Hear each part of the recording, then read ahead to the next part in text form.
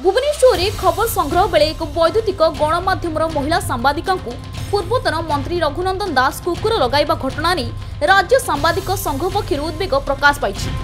एने संगठन पक्षर जाजपुर टाउन ठारे आयोजित एक सांबादिक सम्मेलन में कहुई महिला सांबादिका चिन्मयी साहू और वीडियो जर्नालिस्ट उमेश महाराणा राज्य बीजेडी सांगठनिक संपादक प्रणव प्रकाश दास को सरकारी बासभवन चलता भंगा कार्य दृश्य उत्तोलन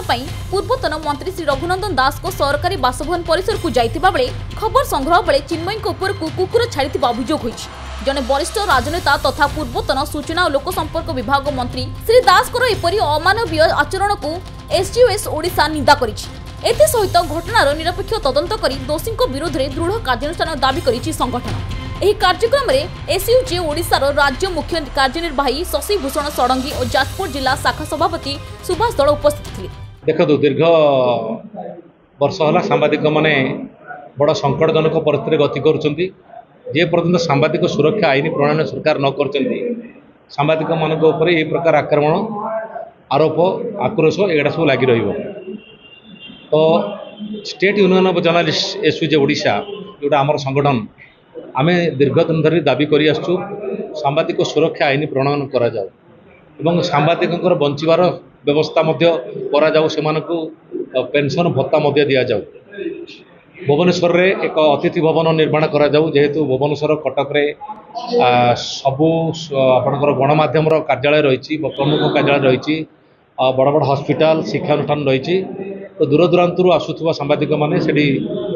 सामयिक भाव में रात्रि रही करें अवस्थान करें से दाबी करी आसुचु एवं सरकार जदि यही दिग प्रति ध्यान नदेव ताहले आगामी दिन में संगठन आम संगठन तो ये कथा को लेकिन बारंबार प्रतिवाद करी आसुची एवं सरकार जदि ध्यान नदेवे सांबादिक माने काम आउ करें ना विपद मध्य चापर डेकी काम करें समस्त जीवनटा बहुत बड़ मूल्यवान एवं से जदि सरकार ढिलापण करेंगे ताहले गणतंत्र भूषुड़ी पड़ो नहीं। अत्यंत कुकुर छाड़ा भली सी जो कहते टेलीविजन आम देखु शुणुचु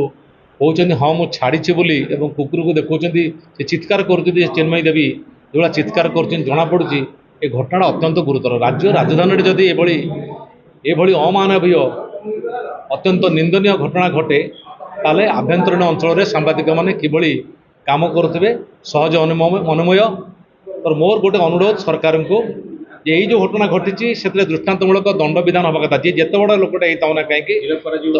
दंड विधान हवा कथा गिरफ कथा तो निश्चित करुचु आम तो दाबी करुचु जो दफा लगी से दफाटर आहरी गुरुतर दफा लगेगा आम दाबी करुचु तो गिरफ निश्चित हवा उचित आईन ऊर्ध्वर कहीं नुहति। तो सरकार जदि ये कथा उपरे शिथिलता प्रदर्शन करती नीरवता प्रदर्शन करती बा हल्का भाव में नियंती